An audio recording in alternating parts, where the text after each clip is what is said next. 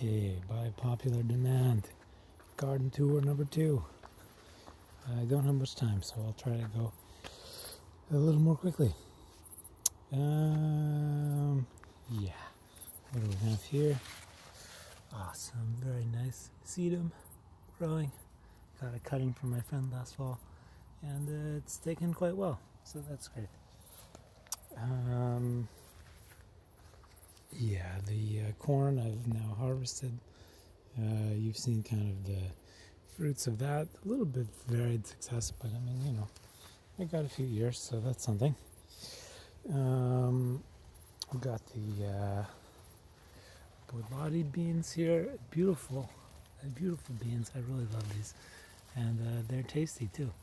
So yeah, these are just about ready to harvest, and I've just kind of been harvesting them as they ripen.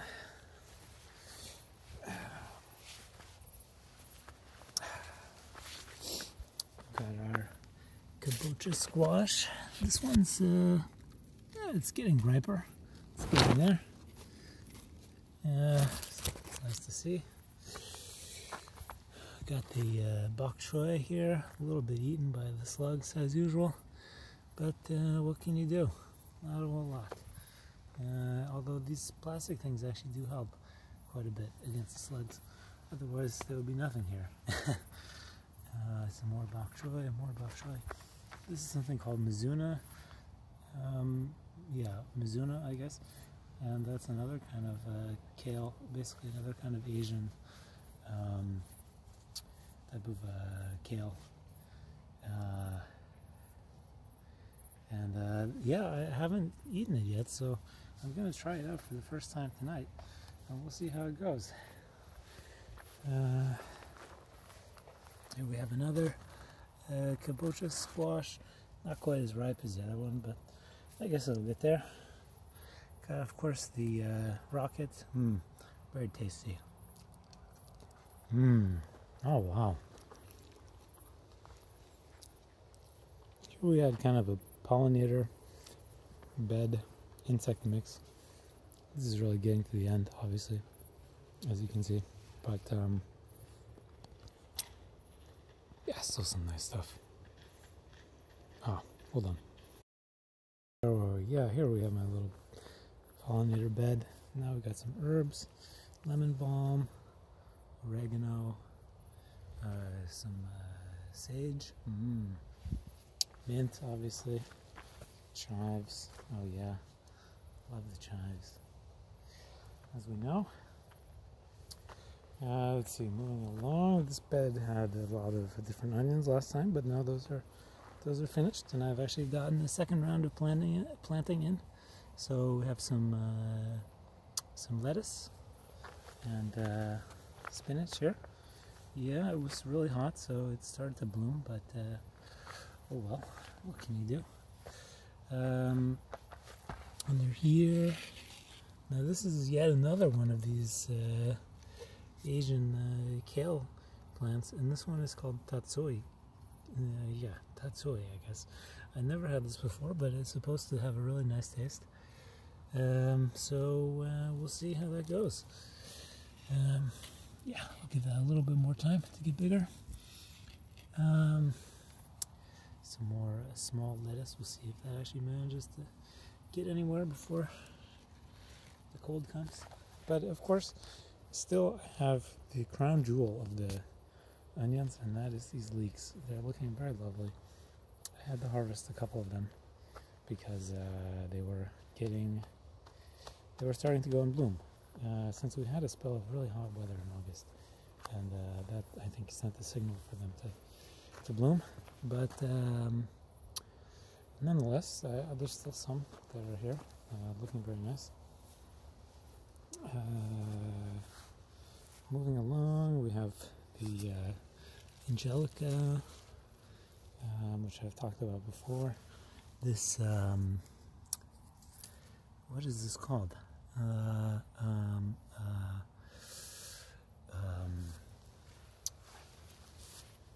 Salsify, yeah. The oyster tasting carrots, which sounds pretty weird, but we'll see how it is.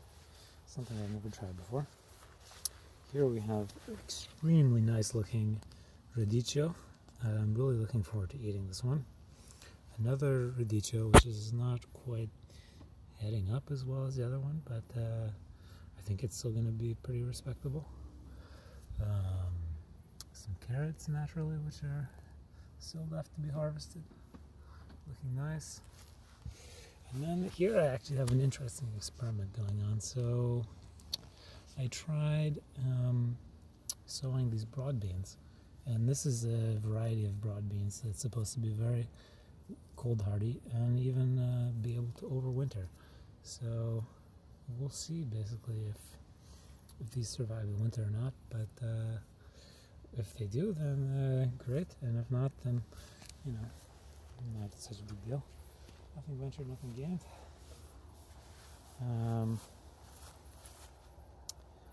Yeah, so here we have some tomatoes. Oh, finally, almost getting ripe. Not quite there yet.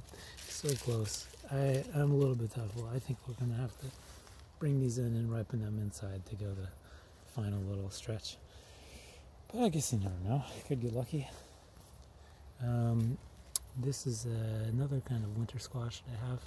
This Futsu Black. The Futsu Black Early winter squash. And here's they actually turn a bit orange when they get ripe. So here's one that's a little bit more ripe than those ones. But yeah. What else do we have here? Yeah, my sea buckthorn. Probably remember that from last time. Here's the sea kale, getting a little bit eaten by the flea beetles now, but oh well. And up here, yeah, my hops. Didn't really get a whole lot of hops this year. Hopefully that's not a bad sign. Okay, let's transition over to this bed here. So here we have a little bit of purple sprouting broccoli. This one didn't produce that well this year. I don't know what I did wrong, but oh well. Moving right along, this is a Romanesco broccoli. Isn't quite forming a head yet. That's a little bit worrisome. I guess we'll see. And then here, oh yeah, there we go. That's very nice. This is another Romanesco broccoli, and that's what you want it to look like. So hopefully I'll get another one of those. We have some celery, another bok choy. This one's a bit shaded, so it's really not growing that well, but oh well. What else do we have? Brussels sprouts. So this one actually is doing very well. You can see the sprouts starting to form down here. I have very high hopes for this one. I think I'm going to get a lot of really nice Brussels sprouts. And here, you might think this is artichoke, but it's actually cardoon. And this one has grown very well for me. And what I should do is soon start to blanch these lower stalks. And that's the part that you actually eat.